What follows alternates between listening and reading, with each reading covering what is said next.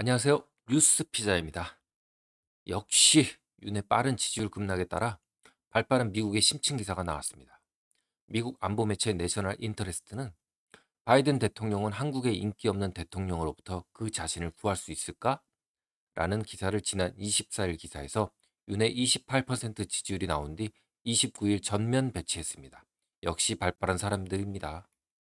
우리나라 언론에서는 나오지 않고 있는 뼈아픈 핵심 정리들입니다. 자, 그럼 기사 속으로 좀 더 들어가 보겠습니다. 한국갤럽 조사에서 7월 둘째 주 지지율은 32%로 떨어졌다. 이 부분은 7월 24일 기사이기 때문에 7월 넷째 주 기사 퍼센트는 반영이 안 돼 있습니다. 취임 2달 만에 일어났다. 이렇게 지지율이 하락한 한국 대통령은 없었다. 미국은 잠재적으로 불리한 외교 정책 함의 때문에 한국 대통령이 인기가 없는 것에 경각심을 가져야 한다. 다만 현재까지 윤은 낮은 지지율은 나에게 아무런 의미가 없다고 일축한 것으로 알려졌습니다. 이 부분도 정확히 알고 있습니다. 윤은 27년간 범죄자들을 기소하는 것이 유일한 직업적 경험이었기 때문에 민주주의의 근간에 대해 이해하지 못하는 것으로 보인다. 그는 낮은 지지율이 국가를 통치하기 위한 그의 정치적 정당성을 크게 훼손할 수 있다는 것을 이해해야 한다. 국민과 군은 윤이 부정평가의 나락에서 자신을 구하지 못한다면 그의 정치적 정당성에 도전할 수 있다. 아주 위험한 기사 내용이기 때문에 빨간색으로 네모칸을 쳤습니다.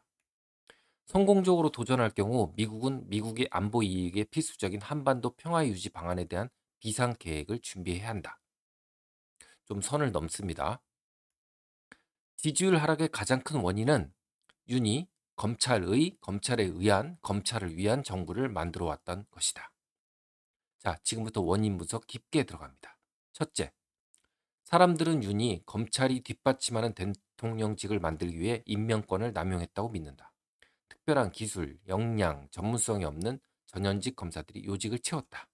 원인 분석 둘째, 많은 사람들은 윤 대통령이 직무를 수행하기에 너무 무능하다는 것을 알아차렸다. 이제서요? NSC를 소집하지 못할 정도로 만취한 적도 있었고 코로나19 확산 위험 대처회의를 열었어야 하는데 머드 축제에 간 적도 있습니다.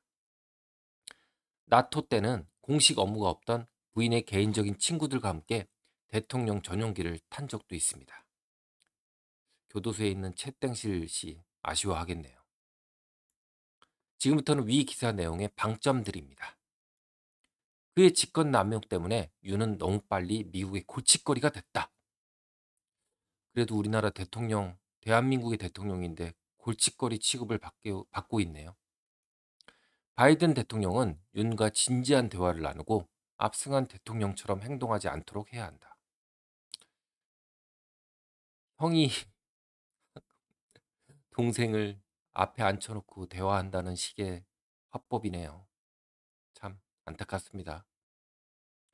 말을 듣지 않는다면 한국 정부가 국민 또는 군인에 의해 무너지기 전 어떻게 하면 한반도에서 미국의 안보 위험을 최소화할 수 있을지 대안을 고민해야 한다.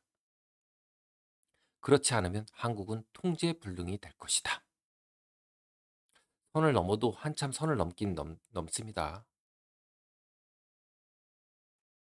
좀 많이 나간 기사 내용도 있지만 전체적으로는 공감 가는 기사 내용입니다. 어쩌다 정권 교체 몇 달도 안 돼서 외국에서 더 걱정하는 대한민국이 되었습니다. 이래서 선거의 중요성을 더 알게 됩니다. 하지만 외국에선 절대 모르는 우리 촛불 시민들의 위대함을 다시 한번 떠올리며 이만 마치겠습니다. 이상 뉴스 피자였습니다. 고맙습니다.